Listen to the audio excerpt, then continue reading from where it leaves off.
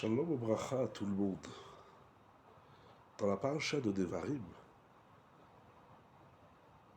va se produire un phénomène assez surprenant. Puisque le livre de Devarim, le 5e livre de la Torah, commence par les mots Elea Devarim Asher Diber Moshe El Kol Israël.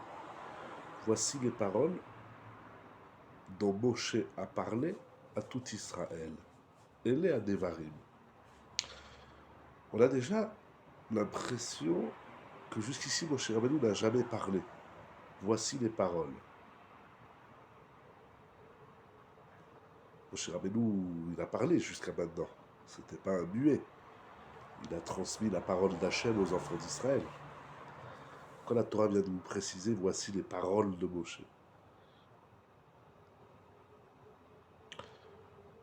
Il y a une question encore plus forte, rapportée dans le Midrash. Voilà que dans Shemot chapitre 4, verset 10, il est dit Vayomer Moshe el Hachem, Bi Adoni, Bi Adonai, Lo Ish Devarim Anochi. Moshe parle à Hachem et lui dit, de grâce Hachem, je ne suis pas un homme de parole. Lo Ish Devarim. Alors le Midrash soulève cette question qui est très surprenante en soi. D'abord disons la question du Midrash. Je ne suis pas un homme qui parle. Je ne suis pas un parlant. Lo Ish Devarim Anochi. Lorsque Hachem envoie Moshe parler à Paro, Moshe lui dit, je ne suis pas un homme de Devarim. Donc dans le 2e livre de la Torah, Moshe dit qu'il n'est pas un homme de Devarim. Et là, au 5e livre, c'est écrit Elea Devarim. La question est surprenante, parce que entre le livre de Shemot et de Devarim, il y a quand même eu 40 ans. On peut supposer qu'il s'est passé quelque chose. C'est-à-dire, est-ce que Moshe Rabbeinu qui ne parle pas, c'est une qualité, et voilà que lorsqu'il parle, c'est un défaut, ou le contraire, de ne pas parler, c'est une qualité, de parler, c'est un défaut, ou de ne pas parler, c'est un défaut, et de parler, c'est une qualité. C'est incroyable que le Midrash soulève cette question. On a quand même 40 ans d'écart entre ces deux psukim, au moins 40 ans.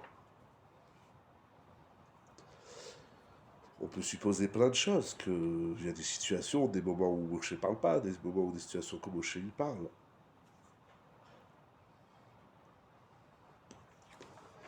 Pour ajouter sur les questions, le Maharal, dans Gvurot Hashem Perek Kafret, dit, je ne comprends pas ce que ça veut dire que Moshe Rabbeinu, il ne parle pas Moshe Rabbeinu. Qu'est-ce qu'il a dit dans Shemot, Loïch Devarim Anochi. Moshe Rabbeinu qui a l'homme qui possède toutes les qualités. Qu'est-ce que ça veut dire qu'il a un défaut d'être muet ou de bégayer, ou pourquoi il aurait ce défaut-là? Question très puissante du Maharal.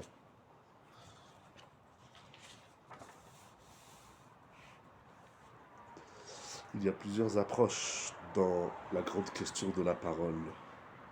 L'homme est un être parlant, Vaïadam le Nefesh Raya, Vaïdash les Rouach Malela. On sait que c'est écrit dans Shemot, le propre même de l'homme, c'est la parole. Alors il y a une sougia très intéressante au traité Kiddushin, à partir de laquelle le Shem Mishmuel va développer une idée très forte. La Gemara dans Kiddushin ramène une discussion si la langue, notre langue, est un organe interne ou externe. Ceci va faire et avoir de nombreuses conséquences dans la halacha, que la Gemara soulève. Elle ramène une machloket Rabbi Yochanan et Resh Lakish. Comment on doit regarder la langue, comme étant un organe interne ou un organe externe? Le Shem Mishmuel nous dit que la langue, comme la parole, se trouve en fait au seuil de l'extériorité et de l'intériorité. Et, dit-il, de la même façon que le seuil d'une porte laisse rentrer ce qui est à l'extérieur vers l'intérieur et laisse sortir ce qui est à l'intérieur vers l'extérieur, ainsi la bouche, la langue, la parole, c'est un organe qui nous permet d'extérioriser notre être, notre hitsoni, de mettre en lumière, de mettre vers l'extérieur ce que nous avons à l'intérieur, et nous permet également d'intérioriser les choses. Lorsqu'on parle, on devient ce qu'on parle, on est ce qu'on dit et on devient ce qu'on parle. Donc il y a un jeu d'intériorité, extériorité dans la parole. Est-ce qu'on parle pour sortir des choses ou on parle pour intérioriser des choses? Quelle est la fonction de la parole? On est ce qu'on dit ou on devient ce qu'on parle? Les deux sont vrais. Peut-être que c'est ça le dilemme qu'il y a chez Moshe Rabbeinu. Loïch Devarim Anochi. C'est-à-dire, parler à Paro, c'est de lui dire des choses que j'ai dans mon intériorité et je dois les sortir vers Paro. Peut-être que c'est ça que Moshe Rabbeinu dit. Je réfléchis avec vous, ce sujet passionnant. Parler, parler à Paro, c'est dire des choses que j'ai en moi, de les dire à l'autre. Ça, peut-être que Moshe Rabbeinu, il ne veut pas. Mais parler aux enfants d'Israël, ce n'est pas de leur dire des choses qu'il y a en moi vers eux, mais c'est de prendre, d'intégrer des choses qui sont à l'extérieur pour les pnimiotiser en soi.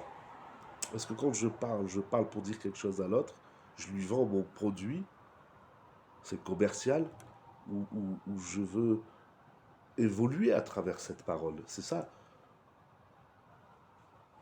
En tout cas, ça me fait penser, réfléchir, inspiré du Shem Mishmuel. Il va dans un autre kivoun, mais je prends l'idée, j'emprunte l'idée du Shem Mishmuel. Faisons ça dans tous les domaines de la vie. Je parle à mon enfant, c'est pour lui dire ce que je pense, ou en parlant avec lui, c'est pour essayer d'intégrer ce qu'il pense. Ce qu'il pense, ce qu'il ressent. La même chose dans le Shalom Bayit. Je parle à ma femme pour lui dire, pour lui vendre ce que je veux, ou je parle avec elle pour intérioriser ce qu'elle veut me dire. Essayer de comprendre la sensibilité de l'autre. Parce que si l'autre parle, alors il extériorise sa pénimiout. Est-ce que j'entends des mots, j'entends une chitsoniout ou j'entends une pénimiout? C'est ça le débat qui se joue ici, dans ce pouvoir de la parole et cet organe si magnifique qu'Akadosh Baruch Hu nous a donné, qui s'appelle la langue et le pouvoir de la parole. Nous avons la Hamida où nous commençons Hachem Sefatay Tiftach, Hachem ouvre mes lèvres, et nous finissons la Hamida Netzor Leshon Chamera. Garde ta bouche de dire du mal. Est-ce qu'on parle pour sortir des choses, pour vendre notre produit, ou pour comprendre la sensibilité des éléments de la vie? Shabbat Shalom ou Mevorach.